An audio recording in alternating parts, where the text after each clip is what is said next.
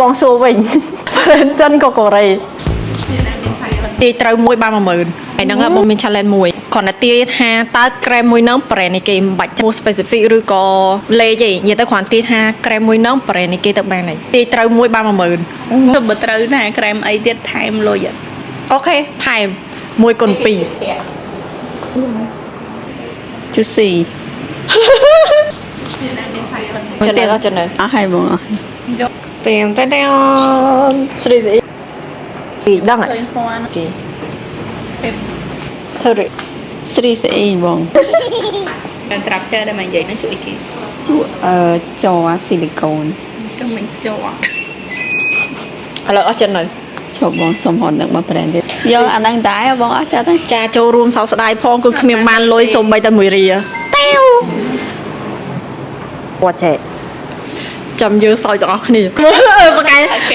កែថាគេសិតស្អីគេអើយអាមិញហ្នឹងជក់មែនអូពេលគេលៀបហ្នឹងអារម្មណ៍ចឹងមែនអូឥឡូវមិនណា Juicy អើឈប់ចាំតិច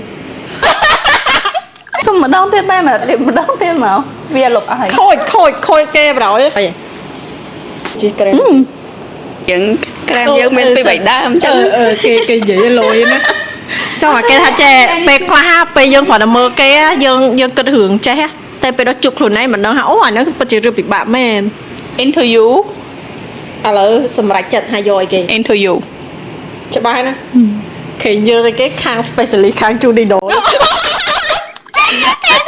យកហើយឡា limit edition អ្នកនរគ្នាអ្នកគ្នាសាច់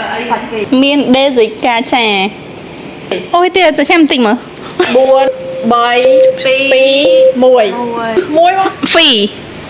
Fee actually ឥឡូវម្ដងឡងឆ្ងាយ jelly ហ្នឹងអាចហួយ អូយក្លិនប្រហែមកមួយទៀត Daisy អត់ចិត្តទេណាចាចូលរួមសោកស្ដាយហងគឺគ្មានប្រហែលសូម្បី1រៀលគឺ interview ខ្ជូតអ្នកនរគ្នាមួយមើលមែន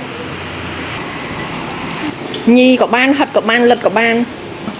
អាហ្នឹង Juicy ឥឡូវឲ្យម្ដងទៀតឲ្យ Juicy ដែរ ឥឡូវអស់ចិត្តហើយណាចាចូលរួមសោកស្ដាយហងគឺ romance ត្រូវគេថាត្រូវយើងទៅឆាប់ អូយគេទៅ តែក្រែម គេថា Juicy មួយសាទៀតចុះ ច្បាស់ហើយណាវ៉ាវគេទៅ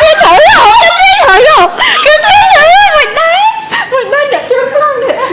Juicy ឡើងជាប់តែថាវាជាប់ហើយវាឡង មើលចង់និយាយលើដៃបងទីបាននៅ លឿនមែន romance ខុស អានេះ into you